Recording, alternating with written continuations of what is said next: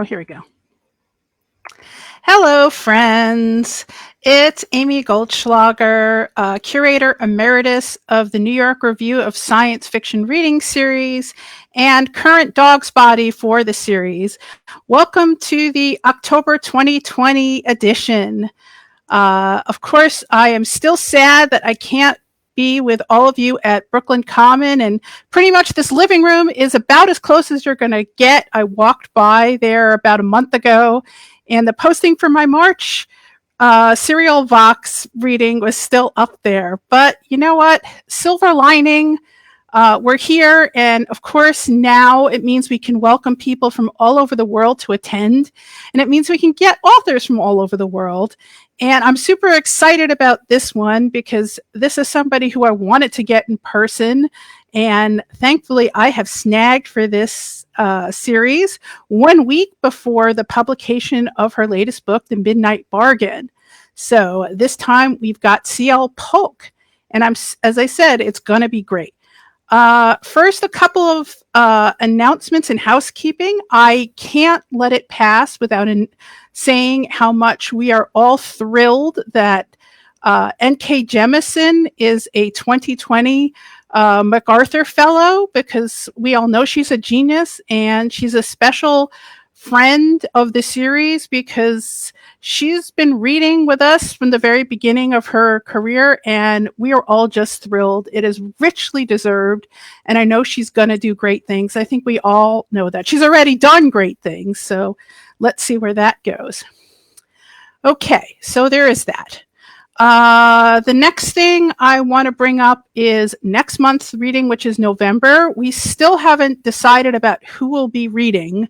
However, the first Tuesday in November is in fact Election Day, and the producer of this series, the Jim Freund, who's running tech this evening, thought, and I agreed with him, that perhaps people would be a little bit distracted on Election Day, and it might be a better idea to do the reading the day before. So next month's reading will actually be on the first Monday of the month, which I believe is, and let me double check my calendar, November 2nd.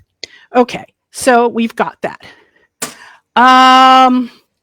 Let me also mention that our series, even though we're virtual, does require support. So you can either tip the series at the PayPal address below, or the other thing that you can do is you can support Jim at his Patreon, which is at www.patreon.com/Jim Freund. That's Freund. We do gratefully value your support because this streaming platform is not free. And ideally, we will, in the after time, get to meet it physically, and in which case we will have to pay rent. So your contributions are definitely needed and welcomed. All right, so let's get on to the main event.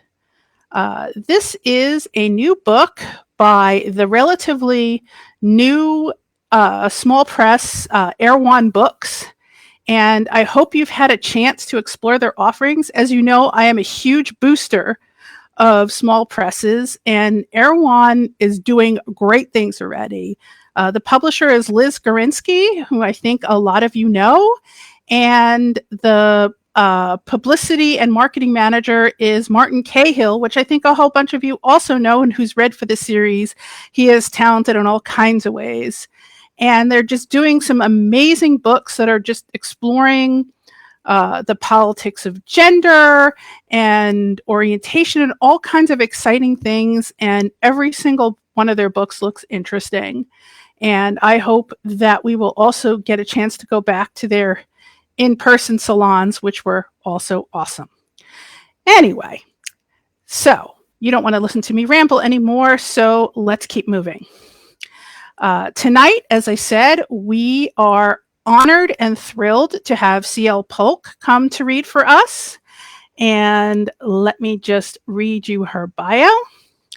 C.L. Polk is the World Fantasy Award-winning author of the critically acclaimed debut novel Witchmark, which was also nominated for the Nebula, Locus, Aurora, and Lambda Literary Awards. It was named one of the best books of 2018, according to NPR, Publishers Weekly, BuzzFeed, the Chicago Review, Book Page, and the BNN Sci-Fi and Fantasy blog. And I've also got to mention the critically acclaimed sequel to that, Storm Song, and of course the upcoming Soul Star, but we don't want to get ahead of ourselves because, again, we're here for the Midnight Bargain. She lives in Alberta, Canada, and we are just so happy to have her here. Ladies, gentlemen, non-binary people, and everybody else who is loved and welcomed, here is C.L. Polk. Hi. The first thing I have to do is I have to apologize for the darkness. I have a lighting issue at my house. We'll just pretend it's midnight. Okay, that sounds good. I'm going to read to you from the advanced reader copy version because I haven't gotten my finished copies yet. And I'm just going to start at the beginning and read you the first chapter. I hope that sounds okay. Okay, so let's begin. Chapter 1. The carriage drew closer to Booksellers' Row, and Beatrice Claiborne drew in a hopeful breath before she cast her spell. Head high, spine straight, she hid her hands in her pockets and curled her fingers into mystic signs as the fiacre jostled over green cobblestones. She had been in Pendleton 3 days, and while its elegant buildings and 3 streets were the prettiest trap anyone could step into, Beatrice would have given anything to be somewhere else, anywhere but here at the beginning of bargaining season. She breathed out the seeking tendrils of her spell, touching each of the shop fronts. A miracle rushed over her skin and prickled at her ears. But there was nothing, not a glimmer, not even an itch. They passed the Rook's Tower books, P.T. Williams and Sons, and the celebrated House of Verdieu, which filled a full third of a block with all its volumes. Beatrice let out a sigh. No miracle, no freedom, no hope. But when they rounded the corner from Booksellers' Row to a narrow grain lane with no name, Beatrice's spell bloomed in response. There, the grimoire. There was no way to know what it contained, but she smiled up at the sky as she pulled on the bell next to her seat. Driver, stop. She slid forward on the fiacre's padded seat, ready to jump into the street by herself. Clara, can you complete the fitting for me? Oh, Miss Beatrice, you mustn't. Clara clutched at Beatrice's wrist. It should be you. You're exactly my size. It won't matter, Beatrice said. Besides, you're better at the color and trimmings and such. I'll just be a few minutes, I promise. Her maid companion shook her head. You mustn't miss your appointment at the chapter house. I cannot stand in for you when you meet Danton Maisonette the way I can at the dressmaker's. Beatrice was not going to let that book slip out of her grasp. She patted Clara's hand and wiggled loose. I'll be there in time, Clara. I promise I won't miss it. I just need to buy a book. Clara tilted her head. Why this place? I wrote to them, Beatrice lied, finding it as a stroke of luck. I won't be 10 minutes. Clara sighed and loosed her grip on Beatrice's wrist. Very well. The driver moved to assist, but Beatrice vaulted to the street, tight-laced stays and all, and waved them off. Thank you. Go. She pivoted on one delicate pillar-heeled shoe and regarded the storefront. Harriman's was precisely the kind of bookstore Beatrice sought every time she was in a new town. The ones run by people who couldn't bear to throw books away, no matter what was inside the covers, so long as they could be stacked and shelved and housed. Beatrice peered through the windows, reveling at the pang within her senses that set her ears alert and tingling, their spell signaling that a grimoire awaited among the clutter. She hadn't found a new one in months. The doorbell jingled as Beatrice crossed into the bookkeeper's domain. Harriman's! Oh, dust and ink and leather binding, oh, map scrolls and star prints and poetry shop books, and the grimoire somewhere within. She directed her smile at the clerk in shirt sleeves and waistcoat waiting at the front counter. Just having a browse, she said, and moved past without inviting further conversation. Beatrice followed her prickling thumbs between stacks of books and laden shelves. She breathed in old paper and the thin green-on-green stone scent of magic, looking not for respectable novels or seemly poetry, but for the authors certain young women never even dared whisper to each other in the powder rooms and parlors of society, the writers of the secret grimoires. It was here, But it wouldn't do to be too hasty, to follow the pull of her senses toward the stack where the volume rested, its spine bearing an author name like John Estlin Churchill, or J. C. Everworth, or perhaps E. James Kirkfield. The authors always bore those initials on all the books in her modest collection, stored away from curious eyes. The clerk might wonder at how she knew exactly where to find the book she wanted in all this jumble. She browsed through literature and history, and even in the occult sections where other patrons would eye her with disapproval, because the realm of magic was not suitable territory for a woman of a certain youth. Just thinking about her exclusion made Beatrice's scalp heat. For women, magic was the solitary pursuit of widows and crones, not for the woman whose most noble usefulness was still intact.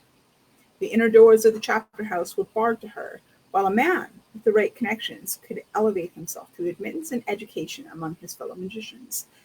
Anyone with the talent could see the aura of sorcery shining from Beatrice's head, all the better to produce more new magicians for the next generation. Oh, how she hated it! To be reduced to such a common capability, her magic untrained until some year in her twilight, finally allowed to pursue the only path she cared for? She would not. And so she set out the works of J.E.C., who was not a man at all, but a sorceress just like her, who had published a multitude of volumes critics dismissed as incomprehensible. And they were, to anyone who didn't know the key, but Beatrice had it by heart. When she lifted a dusty edition of Remembrance of the Jewish Coasts of Lanandris from the shelf, she opened the cover and whispered the spell that filtered away anything that wasn't the truth hidden among the typesetting, and read, "To summon a greater spirit and propose the pact of the great bargain." She snapped the book shut and fought the joyful squeak that threatened to escape her. She stood very still and let her heart soar in silence with the book pressed to her chest, breathing in its ink and magic. This was the grimoire she had needed after years of searching and secret study. If she had summoned the spirit and made an alliance, she would have done what every male initiate from the Chapter House of Sorcery aspired to do. She would be a fully initiated magician. This was everything she needed. No man would have a woman with such alliance. Her father would see the benefit of keeping her secret to use her greater spirit to aid him in his business speculations. She would be free, a mage. This was her miracle. She'd never leave her family home, but that didn't matter. She could be the son father never had, while her younger sister Harriet could have the bargaining season Beatrice didn't want. Harriet would have the husband she daydreamed about, while Beatrice would continue her studies uninterrupted by marriage. She stepped back and pivoted away from the shelf and nearly collided with another customer of Harriman's. They jumped back from each other, exclaiming in surprise, and stared at each other in consternation. Beatrice beheld the Londonderry woman, who stood tall and slim in a saffron satin woven mantua, the undergown scattered all over with vibrant tropical flowers, the elbow-length sleeves erupting in delicate hand-hooked lace. Hooked lace on a day gown! She was beautiful, surpassing even the famous reputation of the women of Lanandris. She was blessed with wide brown eyes and deep brown skin, a cloud of tight black curls studded with golden beads, matching a fortune in gold piercing the young woman's ears and even the side of her nose. But what was she doing here? She couldn't be in this affluent seaside retreat away from the capital to hunt her husband, just as Beatrice was supposed to be doing. Could she? She stared at Beatrice with the ever-growing perplexity. Beatrice knew what the young lady found so arresting, the crown of sorcery around Beatrice's head, even brighter than the veil of shimmering light around the woman's. Another sorceress, attracted to the call of grimoire, Beatrice clutched to her chest. "Isbetta, what has your back like a rod?" He spoke Londonderry, of course, and Beatrice's tongue stuck to the roof of her mouth. She knew the language, but she had never spoken it to an actual Londonderry. Her accent would be atrocious, her grammar clumsy, but she plastered a smile on her face and turned to face the newcomer. Beatrice beheld the same features as the lady, but in a man's face, and oh, his eyes were so dark, his hair a tightly curled crown below the radiant aura of a sorcerer, his flawless skin darker than the girl's. Isbetta. Her name was Isbetta. He was clad in the same gleaming saffron Londonderry cotton, the needlework on his waistcoat a tribute to spring, a froth of matching lace at his throat. Now both these wealthy, glamorous Londonderrys stared at her with the same puzzlement until the young man's brow cleared, and he slapped the woman on the back with a laugh like a chuckling stream. "Relax, Easy," he said. She's in the ingenues gallery at the chapter house. Miss, Beatrice Claiborne. I am pleased to make your acquaintance, Beatrice said, and hardly stumbled at all. This young man, achingly beautiful as he was, had seen her portrait hanging in the ingenues gallery at the Pendleton chapter house. He had studied it long enough to recognize her. He had looked at it long enough to know the angle of her nose, at the shape and color of her eyes, and at the peculiar, perpetually autumn-red tint of her frowsy, unruly hair. Isbetta eyed the book in Beatrice's grip, her stare as intense as a shout. I am Isbetta Levin. This is my brother Ian. I see that you admire the travelogues of J. E. Churchman. She spoke carefully, a little slowly for the sake of Beatrice's home talk Londonderry. His telling of faraway places enchant me, Beatrice said. I am sorry for my Londonderry. Oh, you're doing fine. I'm homesick for Londres, Isbetta said. That's a rare account of Churchman's, talking about the magical coast where Aunt and I spent a happy childhood. It would do my understanding of your language some good to read books in your tongue. You speak Chasen? She tilted her head. A little. You are better at my language than I am at yours. Flattery. From a woman who knew exactly what Churchman's book was. Beatrice's middle trembled. Isbetta and her brother walked in the highest circles in the world, accustomed to wealth and power. And Isbetta's simple statement, betraying a feeling of loneliness or nostalgia, confessed to an assumed peer, were the opening steps of a courteous dance.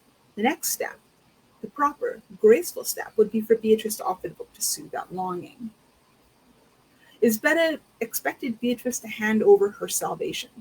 The book carried her chance of freedom from the bargaining of fathers to bind her into matrimony and warding. To hand it over was giving her chance away. But to keep it would be to cross one of the most powerful families in the trading world. If Beatrice's father did not have the acquaintance of the Lalondes, he surely wanted it. If she made an enemy of a powerful daughter of Londres, it would reflect on every association and partnership the Claiborne fortunes relied on.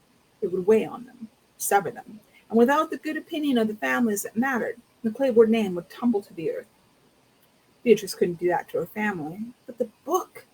Her fingers squeezed down on the cover. She breathed the scent of good paper and old glue and the mossy stone note of magic hidden inside it. How could she just give it away? It hurts me to hear of your longing for your home. I have never seen the coast of G, but I have heard that it is a wonderful place. You are lucky to live in such a place as your childhood's world. I wish I knew more about it. Her own desires presented a simple sentiment, a counterstep in the dance, proper, polite, passively resisting. She had found the book first. Let Isbetta try to charm her way past that. Frustration shone in her rival's night-dark eyes, but whatever she would say in reply was cut off by the intrusion of a shop clerk. He bowed to Isbetta and Ian, touching his forehead as he cast his gaze down. Welcome to Harriman's. May I be of assistance? His Londonderry was very good, probably supported by reading untranslated novels. He smiled at the important couple bracing his sharp, and then flicked a glance at Beatrice, his lips thin and his nostrils flared. Yes, Isbetta I would like, thank you for your offer, Jan cut in, smiling at the clerk. Everyone here is so helpful. We are browsing for the moment. The clerk clasped his hands in front of him. Harriman's is committed to quality service, sir. We do not wish you to be troubled by this person if she is causing you any discomfort. Thank you for your offer, Jan said, a little more firmly. We're quite well, and the lady is not disturbing us. Isbetta scowled at Jan, but she kept her silence. The clerk gave Beatrice one more forbidding look before moving away. I'm sorry about that, Jan said, and his smile should not make her heart flutter. It's clear you both want this book. I propose a solution. There is only one copy. Isbetta raised her delicately pointed chin. What solution could there be? Well, you could read it together, Jan said, clapping his hands together. Isbetta can tell you all of the tea gardens on the mountains in the Pearl Bay. Beatrice fought the relieved drop of her shoulders. People would notice Beatrice's friendship with such a powerful family, and to make friends with another sorceress, another woman like her? Beatrice smiled, grateful at Ianthe's suggestion. I would love to hear about that. Is it true that G is home to some of the most beautiful animals in the world? It is true. Have you been away from Chaslin, Miss Claiborne? Isbetta asked. Or do you simply dream of travel? I dream too. I dream of travel, but I haven't left my country, Beatrice said. There are so many wonders. Who would not long to float through the water city of Orbos for themselves, or to stroll the ivory city of Massilia, or contemplate the garden city of On? On is beautiful, the aunt said. Sanjay is a long way from here. You must call on my sister. She was born in the middle of the sea. The horizon has captured her soul. You should be friends. Nothing else will do. On a ship, he meant, and that last bit made her blink before she realized it was poetic. Beatrice gazed at Isbetta, who didn't look like she wanted to be Beatrice's friend. I would like that. Isbetta's lips thinned, but her nod set her curls bouncing. I would too. Tomorrow, Aunt exclaimed. Midday repast, and then an afternoon. It's the ideal time for correspondence. Bring your copybook, Miss Claiborne, and we shall have the pleasure of your company. Access to the book. Friendship with the Levans. All she had to do was extend her hands to let Isbetta take the volume from her grasp, and watch her grimoire walk away, tucked into the crook of a stranger's elbow, taken from this unordered heap of insignificant novels, saccharine verse, and outdated texts. She glanced from Isbetta's dark gaze to Aunt's merry-eyed humor. He meant for his compromise to be fulfilled. Beatrice sorted through a mental selection of her backgrounds. What would they suffice for such company? This was no time to worry about gowns. She had to tread the situation carefully. She offered the volume to Isbetta. Once in her hands, Isbetta offered her only smile, betraying slightly crooked lower front teeth. Thank you, she said. Excuse me for a moment. They left her standing in the stacks. The aunt left for the carriage as Isbetta signed a chit guaranteeing payment on billing, then marched straight for the exit. The bell rang behind her. Isbetta had no intention of giving Beatrice an invitation card, and Beatrice had been robbed. Off in the distance, a turquoise-enameled landau turned a corner, and as it vanished from sight, the rippling sense of the grimoire faded. Lost. Stolen! Oh, she would never trust the word of a gentleman again! She had found her chance to be free. Drat politeness! She should have refused. She should have said no. A pair of women stepped around her with clucking tongues. Beatrice hastily moved to the edge of the promenade. She couldn't have said no. That would have gone badly for her family. She was already planning to tarnish the respectable name of the Claibornes with her plans to remain unmarried. That was trouble enough. She couldn't bring more. There was Harriet to think of, after all. Beatrice's younger sister drew pictures of herself in the green gowns of wedding ceremonies. She read all the novels of women navigating the bargaining season, set in a world that was positively overrun by ministers and earls who fell in love with merchant daughters. Beatrice wanted her fate. Harriet wanted her fate, and Beatrice couldn't destroy her sister's chances. But the book, how would she find another? She waited at a street corner for the signal boy to stop carriage traffic and join the throng of pedestrians crossing to Silk Row. Large shop windows featured gowns mounted on dress dummies, with wigs on painted wooden heads. Heeled slippers suspended on wires mimicked dancing. She walked past displays and stopped at Tartan and Wallace Modiste. Tartan and Wallace was the most fashionable modiste in Benton, led by its Londonderry proprietress. Its design magazines were bound, printed, and sold to young women who sighed over illustrations of gowns that maximized the beauty of the wearer, with nipped-in waists, low curving necklines, and luxurious imported fabrics. This shop was the most expensive, and father had paid for her wardrobe without a murmur. Beatrice caught herself chewing on her lip. Father would have chosen another modiste if he couldn't pay for this one. He would have. She pushed open the door and stepped inside. Everyone turned their attention to her entrance, took in her wind-blown hair, her dusty hems, and her gloveless hands. Two women, sisters by their identical floral-printed cotton gowns, glanced at each other and covered their mouths, giggling. Beatrice's face went hot. She had stayed in a carriage, and now she showed signs of walking among the common promenades. The weight of a lady's book of manners and style balanced invisibly on her head, correcting her posture. She fought the urge to bat dust off her plain tea-dyed skirts. Clara emerged from her dressing room and smiled. You'll love everything, Miss Beatrice. Tonight's gown is ready, and I have ordered 4 more. An assistant followed Clara out of the dressing room, carried a half-finished green gown in her arms, and Beatrice swallowed.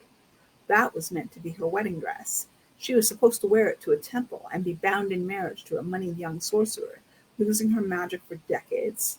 She averted her gaze and caught Miss Tartan herself staring at the same garment with a sour pinch to her full mouth.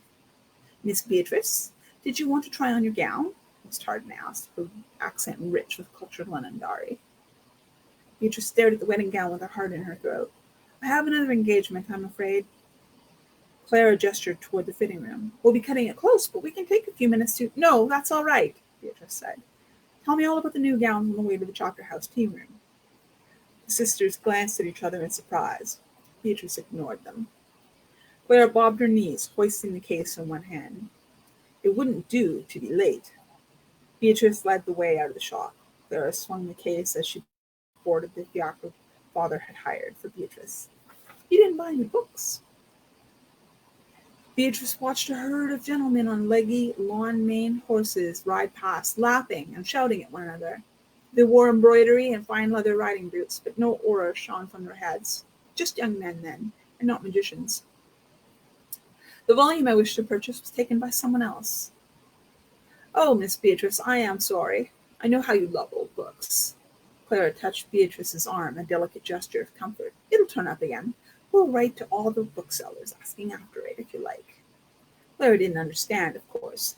Beatrice couldn't tell her maid the truth, no matter how much she liked the slightly older woman. She couldn't tell anyone the truth. Drat his better Levon. How couldn't she have turned up just 5 minutes later? She had to get that book back in her hands. She had to. "But now you have tea with your father to look forward to," Clara offered, "and meeting your first young man." "Do you suppose Danton Maisonette is handsome?" Beatrice shrugged. "With a title and the controlling interest in Valser's biggest capital investment firm, he doesn't have to be." "Oh, Miss Beatrice, I know you're not concerned with the weight of his pockets. Leave that to Mr. Claiborne. It's his worry, after all. Now, what do you hope? That he's handsome? That he's intelligent? That he's honest?" Clara considered this with a thoughtful frown. "Sometimes honesty is a knife, Miss Beatrice, but here we are." Beatrice had been trying to ignore their approach to the Chapter House. The carriage stopped in front of the building that dominated the south end of the square it presided over, its shadows cast over the street. The Bendleton Chapter House was the newest one built in Chatham, with a soaring bell tower and matching spires. Its face was polished gray stone. The windows sparkled with colored glass. Beatrice stood on the promenade, glaring at the building as if it were her nemesis. She glared at the heart of social life and education for majors all over the world, the exclusive center of men's power and men's influence denied to women like her. Even when she was finally permitted to practice magic in her advanced years, the Chapter House had no place for her. She was permitted, when escorted by a man who was a member, to enter the gallery and the tea house, and no farther. Boys aged 10 to 18 sheltered within, learning mathematics and history alongside ritual procedure and sorcerer's technique. Full members shared trade secrets with their brothers, decided laws before they even reached the ministry, and improved their lot through their magical spell and fraternal vows.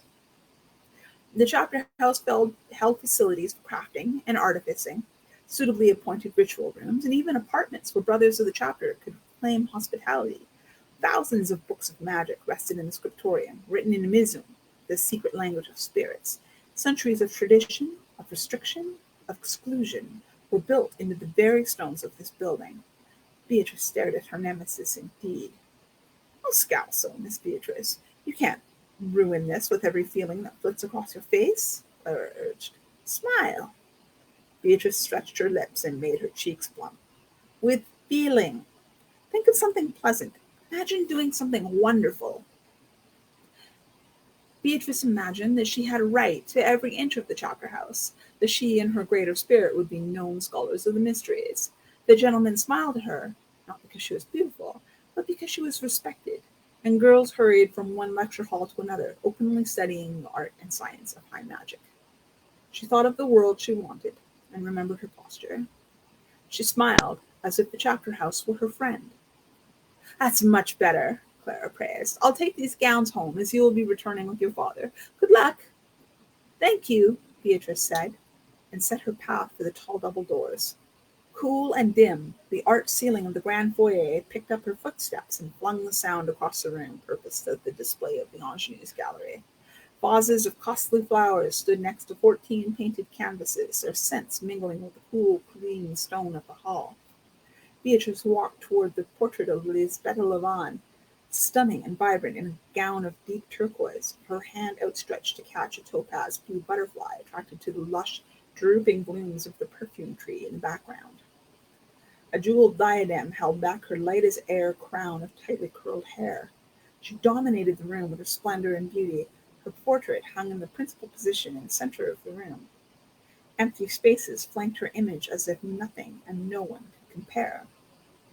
Beatrice's own painting was in a dim corner next to a couple of girls who were plain-faced but still obviously wealthy. She had sat in velvet, and the painter had captured both the soft glow of the fabric and the unfashionable puff sleeves on her gown. She held her violon across her lap. She barely remembered the smell of linseed oil and the cursed dust in the air making her want to sneeze, or the incredible boredom of having to sit very still with nothing to occupy her mind but the desperate desire to scratch an itch. But most of all, Beatrice remembered the peculiar feeling of being so thoroughly examined while the truth of her remained invisible, as the artist from Gravesford painted her. It could have been interesting. He had been on fire to paint Beatrice with a rifle after he had met her carrying one tucked in the crook of her elbow after a morning ride through the wood. Beatrice tried to explain she only had the rifle due to the dangers of encountering wild boar, forest manxes, and even the occasional bear, but the painter was too enamored with his vision. Father ended the painter's inspiration by threatening to send him home without pay. But if only he'd gotten his way. The canvas Beatrice was exactly what a viewer would expect. She ought to have carried a rifle under her arm, or a pistol dangled from one hand while she slouched in her seat like a gentleman at ease. Something to show that she was a person. Anything to show that she was something more than what people expected of a woman. Ornament and trained silence. Starborn gods, what an aura! You must be Beatrice, a voice in accented Londonderry said. She turned and regarded a young man who must have been Danton Masonet. Good afternoon. Have you seen the new chapter house? They're all new in Chasland, Danton said with a dismissive little sniff. Balsair's been part of the Brotherhood for 700 years. Chasland is running itself to tatters, trying to keep up with the better nations. Beatrice pressed her lips together at a string of slights and insults. It's not to your standard, then? He glanced up to the stone, laid with all the skill of Chasland's masons, and dismissed it with a shrug. It's the latest style. Chaslanders are all gold and no taste. Beatrice had to search for a hold on her temper and the right words. Then what would you have done? Balsairans are known for their knowledge of beauty. Aesthetics, Danton corrected. Building in an earlier style would have been pretending to a legacy that doesn't exist here, come to think of it. But chapter houses ought to have gravity. They should be timeless rather than fashionable. Beatrice searched for the right words, but Danton filled the silence for her. Well, the quality of the sound in the working rooms is startlingly good. That would be thanks to the builders, Beatrice said.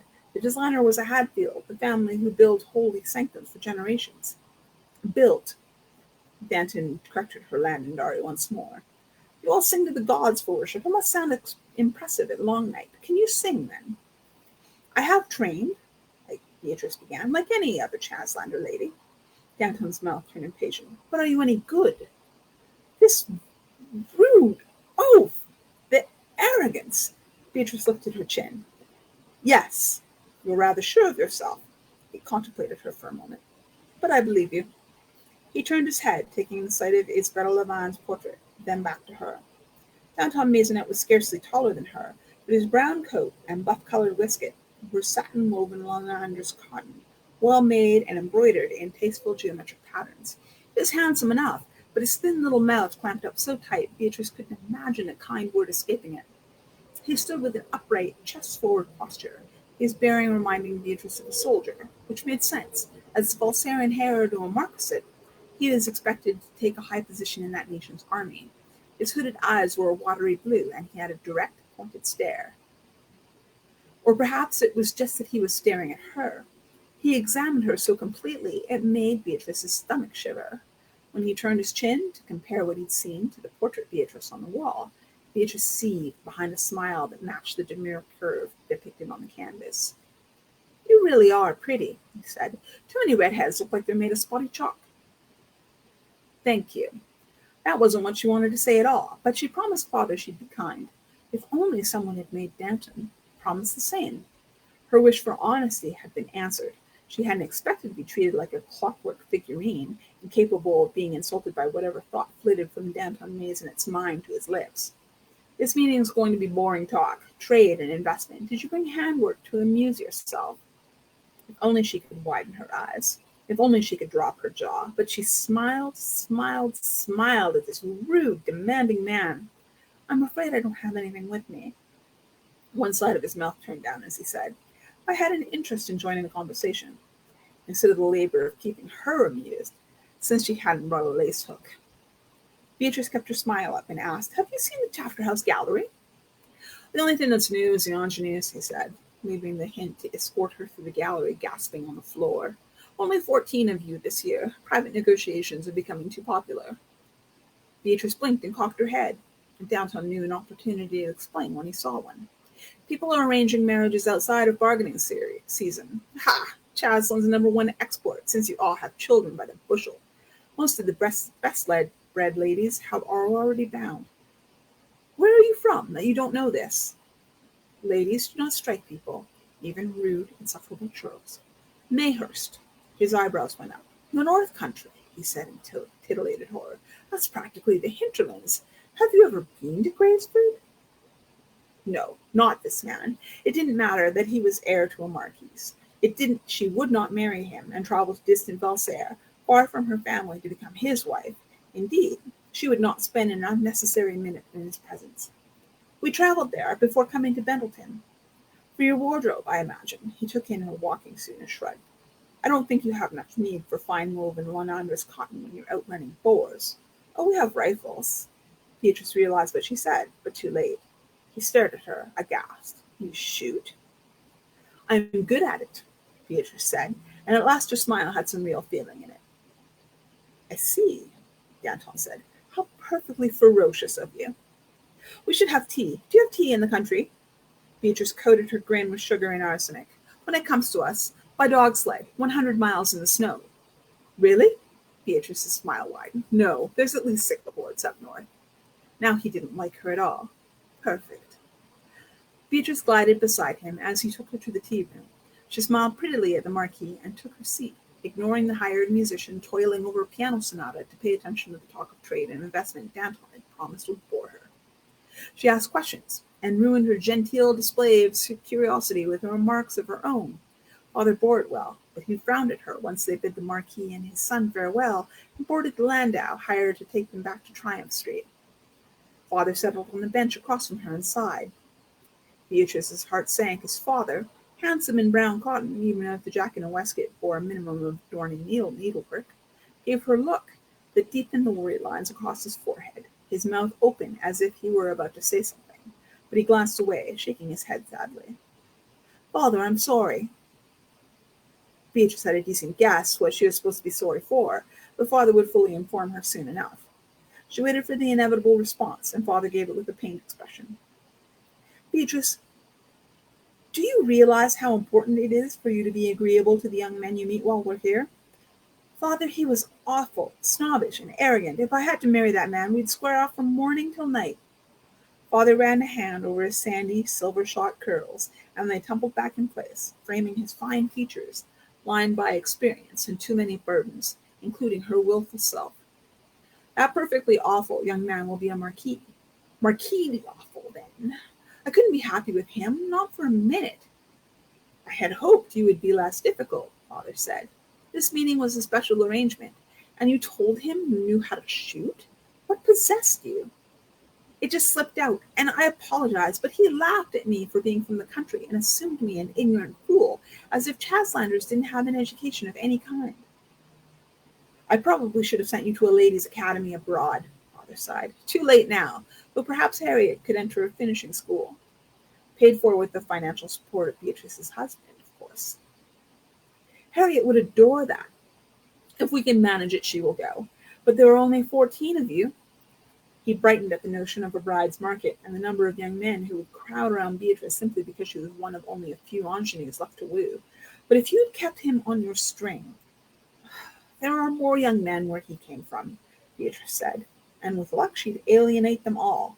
And then she needed more luck to get the grimoire in her hands once more. The thought clanged in her mind like a bell. She could get the book back. She knew exactly how. Excitement surged in her, filling her with the urge to leap from the landau and run faster than the showy black horses could trot. She clasped her hands and fought to appear attentive as father chided her. It's not that I want you to marry a man you can't abide, Beatrice. Just try, will you? Try not to judge them hastily. Beatrice nodded, but her mind was already consumed by her plan. Yes, father, I will try harder next time. She watched the tree-lined streets of Pendleton, haze green with new spring buds and heavy with sweet blooming flowers, and couldn't wait to get home.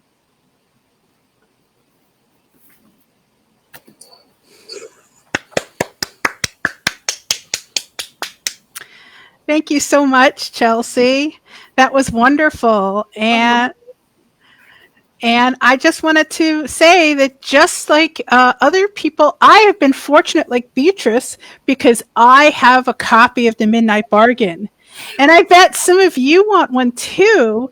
And thanks to the generosity of Erewhon Books, we're hosting a giveaway of 3 copies of the book. So thanks to Erewhon, thanks to Liz, and thanks to Marty Cahill, who's making this possible for us. So all you have to do is send an email to Jim at jim@ourwolf.com and put Midnight Bargain in the subject line, and do that no later than midnight tomorrow. That's midnight on Wednesday, between Wednesday night and Thursday morning. And we'll put it through a randomizer, and the lucky winners will be contacted and the book will be sent to them. Just so you know, this isn't for a mailing list. We won't keep the email addresses. Erewhon won't keep the email addresses. This is just for this giveaway, so there's no worries here. And I hope you guys will all be, as many of you as possible will enter so that you'll get lucky and get a copy of the book. And the rest of you should just buy it because, you know, that's how authors keep writing wonderful stuff. All right. Okay, next portion of the evening interview. I have a bunch of, and Jim reminds me to spell Our Wolf, by the way. That's HOURWOLF. Anyway, back to what I was saying because I ramble. So we're going to have a Q&A. I have a bunch of questions that I wanted to ask Chelsea, but of course, the audience is welcome to submit their questions to our fabulous audience wrangler, Barbara Krasnoff, who's doing those duties this month, and will also entertain those questions after I've been done talking too much. Anyway, so here is my first question. You've already got this successful series going with the Kingston Cycle. You know, you've got Witchmark, which won a zillion awards, and you've got Stormsong, which is fabulous, and I personally can't wait for Soulstar. Why interrupted everything to write an entirely different book? I was writing Soulstar, and I was stuck, and I basically had a huge crisis where I was like, oh my God, I'm fake. I can't write books. I can't write books anymore.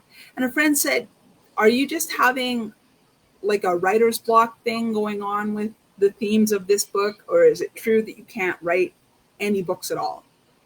And in classic me fashion, I said, well, gee, you know, that's a test. I wonder if I can write a book, just to see if I could write a book.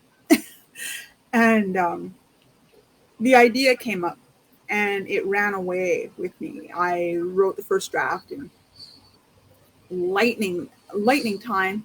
I sent it to my agent and I was like, how, you know, is this any good? Can we do anything with this? And she started sending it while I was writing Soulstar, the third book. I realized what I had done wrong with the third book in the course of writing The Midnight Bargain, and so I picked it up and basically sailed through the rest of it. That's cool. You know, you solved your problem by making us all more happy. But one of the things that really fascinates me, both about the Kingston cycle and this book, although they explore it in different ways, is this way in which class and financial status, and in this particular case, gender, affect who's allowed to use magic and get it developed, which I think is really interesting when you compare it to a lot of narratives in which magic is essentially a meritocracy. If you're poor and you can do magic, yes, they'll sneer at you in the fancy school, but you still get in the fancy school. And you've got something really different going on here. I guess it's just that the whole meritocracy idea of magic being a great leveler didn't really occur to me. I was thinking to myself, those who have the power are going to keep the power and not necessarily give it to anybody else. And if you wind up in a situation where the only way that you can hold on to your power is to make sure that other people who could take it can't take it from you, then you have social inequity. It's just the thing. I think there are a lot of fascinating parallels between what you've got and, contemporary society, in which, yes, you can be super, super smart, but if you can't afford to, get into Yale and people don't direct you towards those scholarships, then you're never going to develop that intelligence in a specific kind of way that will get you appreciated by certain levels of society. Yeah, if you're not at the top already, it's a hard climb. All right, here is my next question. What does it mean to write a Regency style novel in a world where there is no Regency? I didn't really think about it, because what I was thinking about was not necessarily the Regency period, which is the end of the 18th century and part of the beginning of the 19th century, but more, I was more interested in, quite frankly, I just wanted to write about pretty dresses. And so I was willing to make whatever I did fit that. And so I spent a lot of time looking at museum displays of 18th century costume and thinking about what I wanted, and looking at stills from costume design for other 18th century productions like the Duchess and Outlander and stuff like that. And I was just thinking about the dresses. I was just thinking about the dresses, the hair, the hats, the shoes, the gloves, that, like, the fashion. And then I started thinking about colonialism, because it has a big part in 18th century fashion, and that fashion was an incredible wealth display, and that part of what fashionable people were inevitably displaying was their ability to exploit other people. And I thought to myself, I don't really like that. I don't think that's very awesome at all. Why don't I shuffle some things around? Why don't I come up with an idea where instead of this one group of people sailing around the world colonizing other people, this group of people sailed around the world and were like, hey, do you have any cool stuff to trade? We will trade cool stuff with you.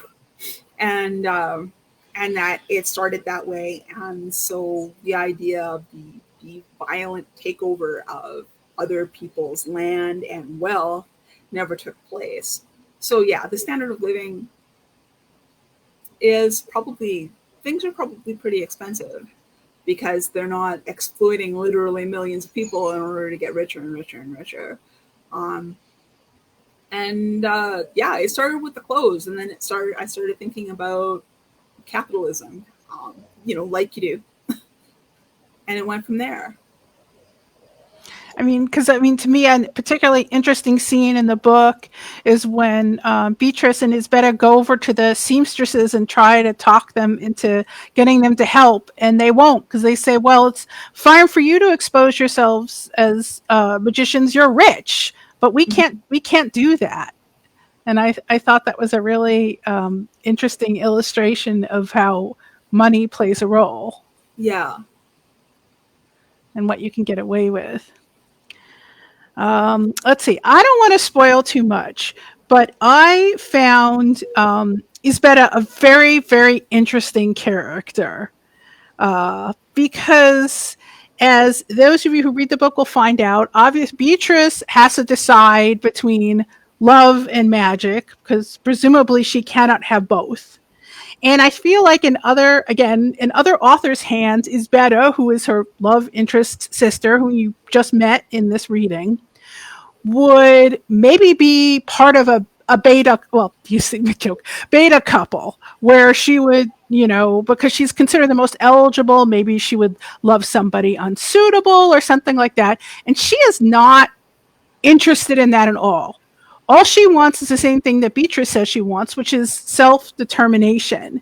And I thought that made her interesting.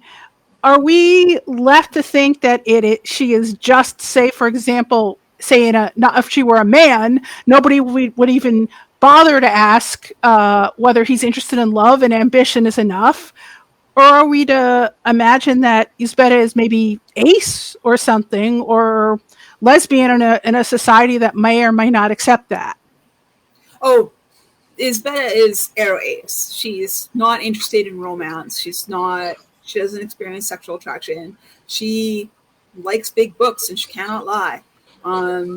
What she wants to do is she wants to go around and she wants to find old traditions of magic that were kind of set aside by the chapter house system and preserve their traditions and their spells. That's what she wants to do. She doesn't want to get married. She never has wanted to get married. Okay, I'm glad I pegged that right, because I also just found that interesting, because, you take a character like, say, Henry Higgins in Pygmalion, where, despite My Fair Lady, which is wrong, he's not interested in Eliza in that way. He's not interested in women in that way. And nobody ever questions that. And I almost think that there's maybe something wrong, felt like there's maybe something wrong with me for even sort of trying to question what her interests were, except that this is also couched in the form of a romance novel in a certain way. And it's interesting to me that you just take these classic tropes, and then you use them to say something else, I think. I assume that's intentional. Well, yeah. It wasn't that I said, no beta couples in my book. It's just when Isbeta came to me, she was like, I'm not interested in that. I don't want that. And so I was like, okay, fine, whatever. And are you intending to go back to this world at all? Because there's definitely some open questions in there that you could answer, presumably. I basically intended the book to be a standalone, and like the loose ends are kind of there by accident. I'm very sorry. Well, I think, and here is the sort of mystery that you open up within that first chapter, where you've got this sorceress writing grimoire, or perhaps society of sorceresses writing grimoires using that code, and that just sort of opens up a whole secret history that you could potentially go back and explore. But all right, I'm going to ask an audience question. Jonathan Gladstone Gelman says, I enjoyed the detail of Beatrice seeking out the kind of bookstore whose proprietors cannot throw away any book regardless of its content. Would you like to share about any near-world bookstores that inspired that one? Okay, so I was a teenager in Edmonton, and there was a block on Jasper Avenue between 105th and 104th Street that had a really shady part called Beaver Hills Park that had some history in that it was like a trading center. But on this block were 3 or 4 secondhand used bookstores, and they got the lion's share of my teenage job paychecks. I went in and I bought all of the pulp paperbacks I could get my hands on. I basically I read a lot of stuff from the A lot of stuff from Daw from the 70s with the yellow spine paperbacks. I was really into Tanith Lee. If it had her name on it, I bought it unless I already had it. Yeah, I just kind of always, like, I could remember going in and seeing that there was a copy of this particular book that I wasn't interested in, and then I would come back later and it would still be there. And it was just like there was no returning any of these used books for like refunds or whatever. Like once they were on the shelves, that was it. And so it's just like, just thinking about these bookstores, it's like I can smell the dust and the paper and the ink. It's a very vivid kind of memory for me. And so there was a bookstore called the Owl's Nest, and another bookstore called Fair's Fair, and there were a couple of more, but I don't actually remember what they were called. I probably have some of the books in my collection still with the stamp inside the covers, but the books are probably so fragile that they'd fall apart if I handled them at this point, so they're just kind of there as artifacts. I know exactly what you mean. I mean, mine like that have fallen apart. It's a shame you don't get to go physically to the Strand, where I know you've got a virtual event, because the Strand smells exactly like that, especially in the basement. It makes it a little bit challenging there in summer because it smells like dust and silverfish in there. All right, audience, any questions, or I'm going to keep babbling, which is going to be too bad for you. I know we are focused on Midnight Bargain, but is there anything you can tell us about Soulstar? Well, I mean, it's coming out in the spring. The cover is pink. The book is about Robin, and the point of the story is Robin finally getting mad and saying, "To heck with all of you guys, I'm going to do this myself." And there's romance in there too, presumably, because she deserves some. Because I always thought she's a pretty hot character. Robin's romance is a little bit different. We get to learn a secret about Robin fairly early in the book, and I don't want to tell you what it is, but it has to do with romance. Well, I hope she gets her happy ending, because if anybody has worked for it, she sure has. She gets put through a lot. She gets put through a lot, even in books 1 and 2. Yeah. The other thing I thought was interesting, because I was like sort of seeing parallels in it. Have you read any Stephanie Burgess novels? I have read one. Because like the series she's working on now, the Harwood Spell book, to a certain extent, I don't think she necessarily goes quite as deeply as you do into it. But in her universe, women are all politicians and men practice magic, and oh, wow. the reverse is not supposed to be true. Interesting. Yeah, it's set in an alternate universe in which like Boudica married a mage and fought off the Romans. And so this alternate England, women are politicians and men are supposed to protect the politicians by studying magic. I like it. Yeah. And then and there's a lot of, there's a certain amount of will they, won't they? And of course there is a woman in it who wants to practice magic.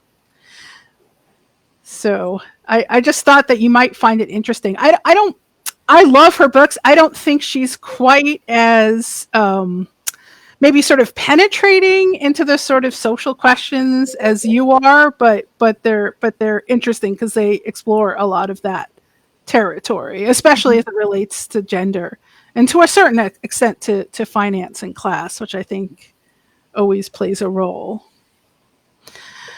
All right. Anybody else in the public out there want to ask Chelsea any questions? Because this is your great opportunity, and there's a limit to how much I can babble. Going once. I don't know. What question would you wish somebody would ask you that no one's asked you yet? Oh, I always get asked this question and I never know the answer. Well,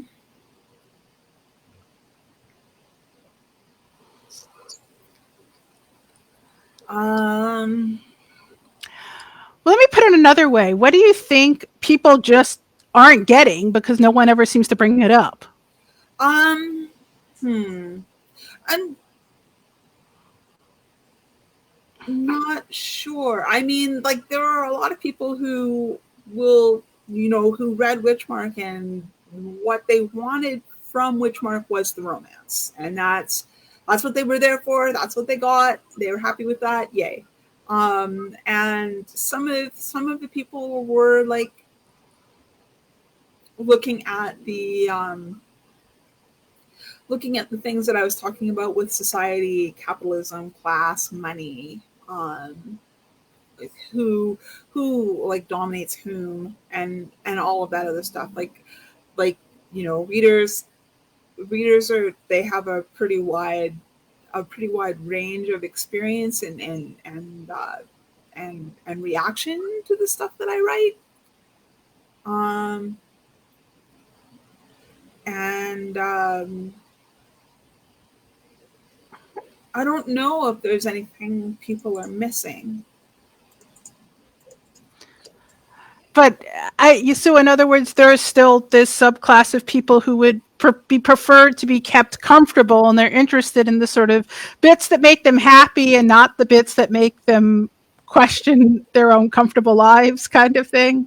Well, I mean, I do like critique society, but I try to do it gently.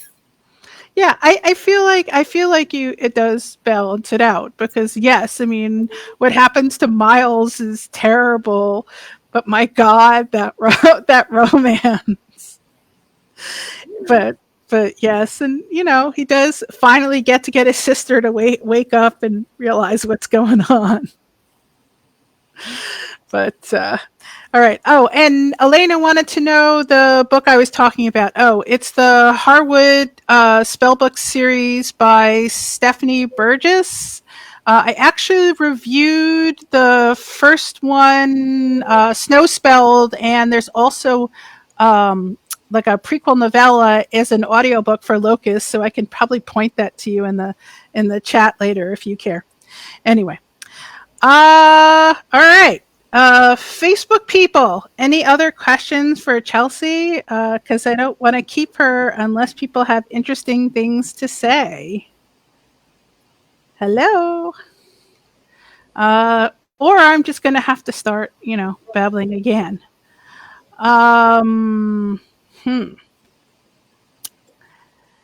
All right. I'm going to go back to Storm Song then. One of the things I think is interesting in that one is you've got this great story about an intrepid journalist who's trying to get her story. Actually, the first two books are about a journalist trying to get their stories out there. And I think, unfortunately, in our society, that kind of thing is harder to do because we don't really have newspapers anymore. And the story gets splintered.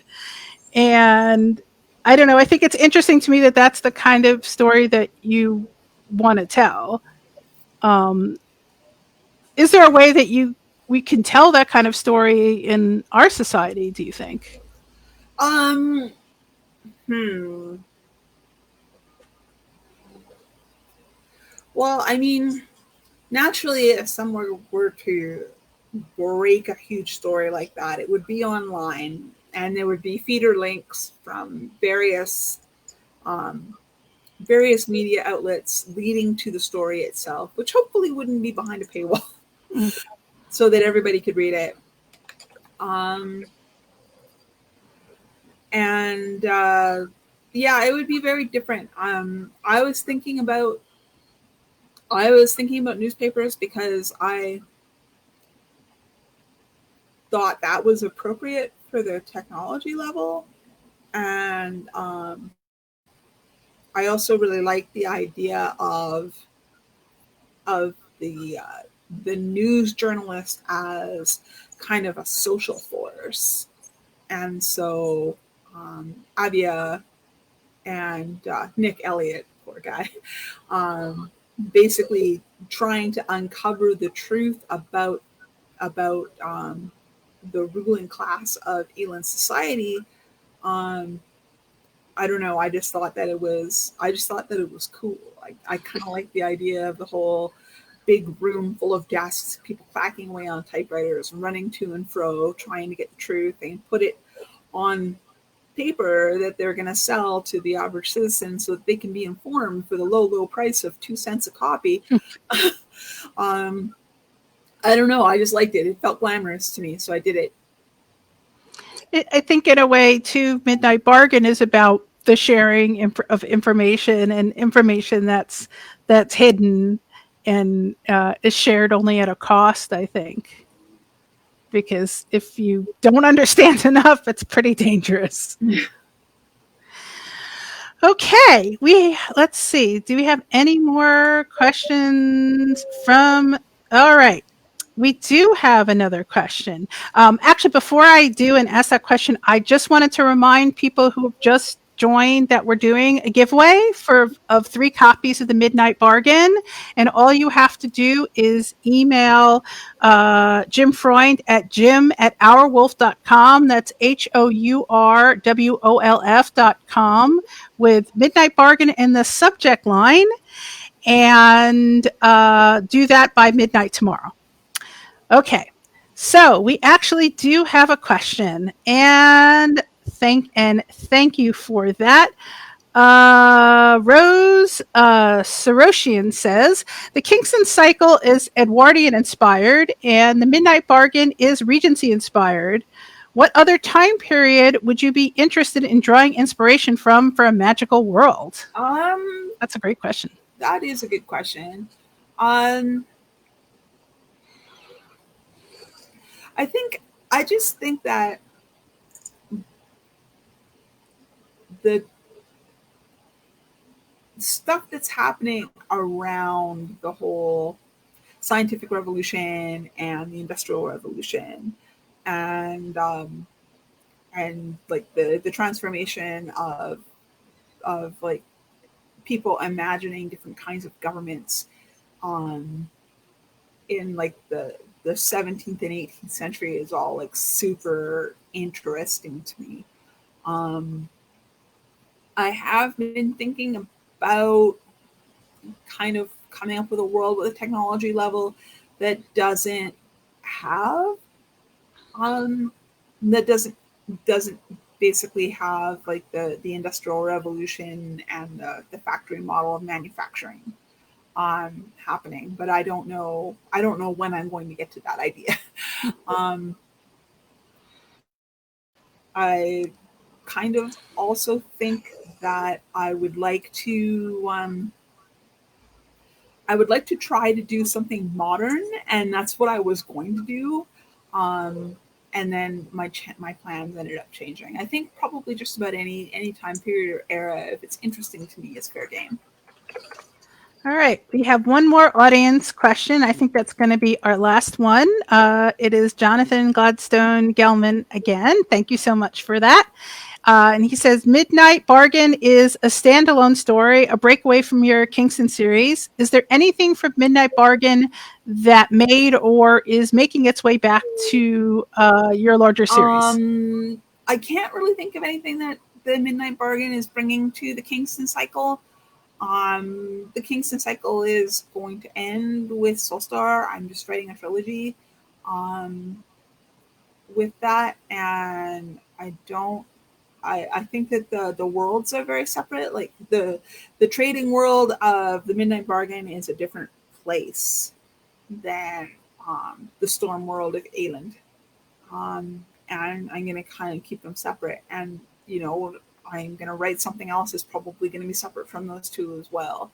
I say that I'm not much of a world builder, but I like to imagine new worlds and situations, and I like to flip from thing to thing. So I'm probably just going to leave that and go ahead and do the next thing. Okay.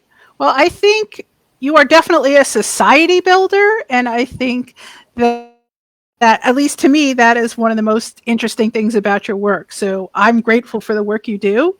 And thank you so much for coming here tonight and reading for us. Oh, no And problem. Glad to do it. And thanks to everybody who is watching this live and who will be watching this later. Note the crawl below. Please give us a tip if you feel inclined, or subscribe to Jim Freund's Patreon. And then we can keep this going, and we'll be in touch about November's reading, which, as I mentioned, will actually be the first Monday of the month, November 2nd, so that we're not all distracted from Election Day, because unlike Chelsea, who lives in an enlightened land, we are all on tenterhooks trying to figure out where our future is going to be as of next month. We all wish we could be where you are, Chelsea, is all I'm going to say. Anyway, thank you so much, and thank you to everybody, and we hope to see you all soon.